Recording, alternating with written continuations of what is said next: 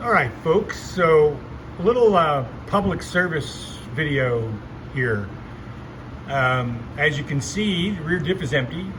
I'm in the process of swapping out ring and pinion. And as we all know, this is, and maybe we don't know, but this is an 8.8 Ford rear end from my 2011 Crown Vic police car. Now, the 2011 may be critical because at some point, I don't know the exact year, but at some point they obviously started putting four-wheel ABS in these cars, and this car has it, being the last year of production. So it has all those features.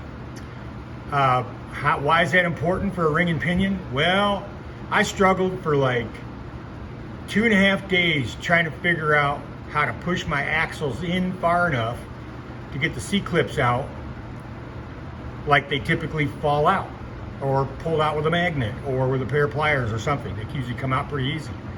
I could never get the axles pushed in far enough. Passenger side one, I finally was able to push it in far enough to where it would push out with a little tapping with a small hammer and a small punch, and I could work it out.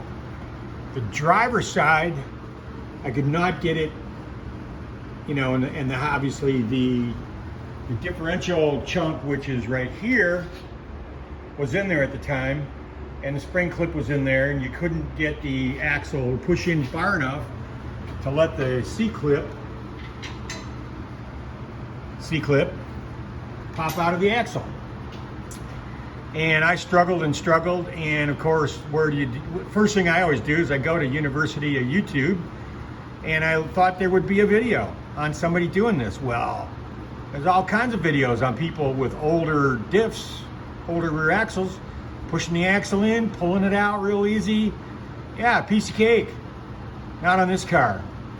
And I read a few comments in forums, and nobody really had the answer. There were some suggestive comments made about checking your the parking brake mechanism. Let me crawl under here and show you.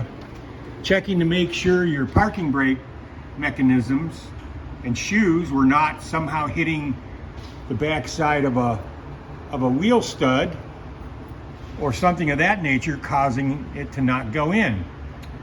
Well, that was not a problem. So I kept looking and trying to figure out. I'm banging on it, beating on it. I was getting frustrated. Come over to the other side for a second. And took all the brakes off, looking for interference. And you'll never guess what it was. So, the anti-lock brakes. So these cars have this reluctor wheel or tone ring or whatever you want to call it, with the teeth in it right here, that pass by the nose of this sensor right here, which screws through the backing plate and is held with one screw from the back side. You can see the screw hole there. Now the sensor is not removed, but guess what? If you loosen that screw for that sensor about halfway out and push on the sensor, and it slides back about 1/8 of an inch or maybe 1/4 of an inch, and then you can push the axle in further, and clink, C-clip falls out like it's supposed to. What's it hitting? It's not hitting the sensor, no, because the sensor has to have a gap between these teeth and itself. What it's hitting is this housing portion of the sensor, which for whatever reason they made extremely big. And when you push this in, the tone ring here hits on the housing of the sensor. Now why Ford couldn't have just made that sensor housing a little smaller, or the tone ring a little thinner cross section, I do not know. But instead, to a process that has for years been simple, by adding anti-lock brakes, they added a second process to it. You have to loosen the bolt and either remove or push back the sensor housing to get enough travel inward on your axle to actually let the C-clip have space to fall out. So yeah, remember that if you're working on a 8.8 later model that has rear anti-lock brakes, maybe it's common knowledge to a lot of people, maybe it's not.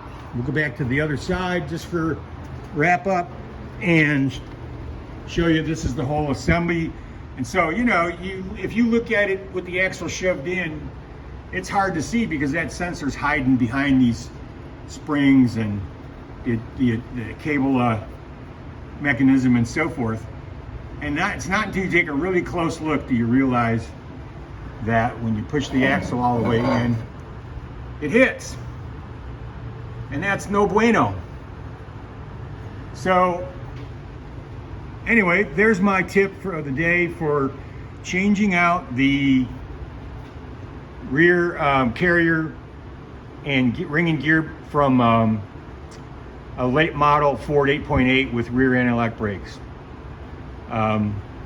Remember that extra step to get your C-clips out easily without a lot of grief. And instead of taking 2.5 days to figure it out, maybe you'll figure it out in less than 10 minutes, because this video is going to be less than that. Anyway, hope it helps. Thanks for watching.